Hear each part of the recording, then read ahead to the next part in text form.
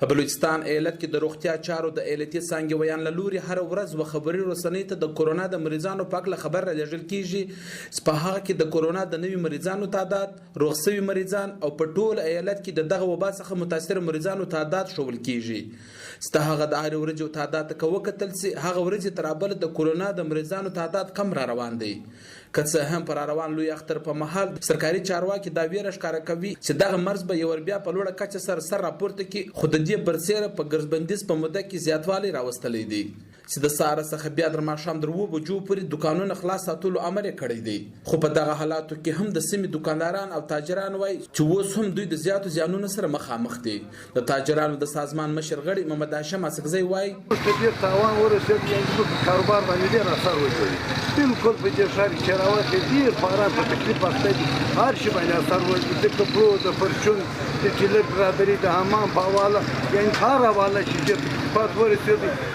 دغه رنګ حبیب الله اسکزی چې هم د تاجرانو د سازمان چیرمن دی او د خپل یو دکاندار دی وایي چې په روانو حالاتو کې هم دکانداري خوند نشته.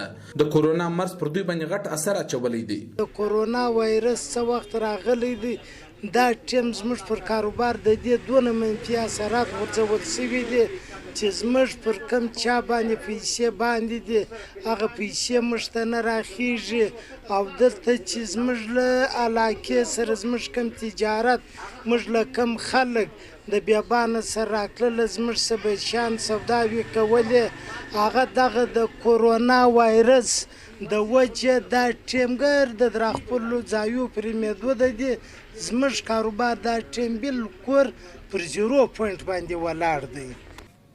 دغه رنګ ځاني او سرکاري تعلیمي ادارې هم بندي دي. که څه هم په سرکاري تعلیمي ادارو کې استادانو ته معاش ورکول کیږي خو په ځاني تعلیمي ادارو کې دغه رنګ نه دي. احمد ظاهر چې په خپل یو استاد دی د وایس لړ څه معاش وو د دې څخه د ژوند چارې روانې وي خو اوس د سختې بدالۍ سره مخامخ دی. تیر شپږ میاشتې چې کوم د کورونا وایرس له وجې څخه کوم زموږ شخصي ښوونځي تړل شوي دي له هغه سره زموږ چې کومه 8000 روپۍ کومه د معاش موږ ته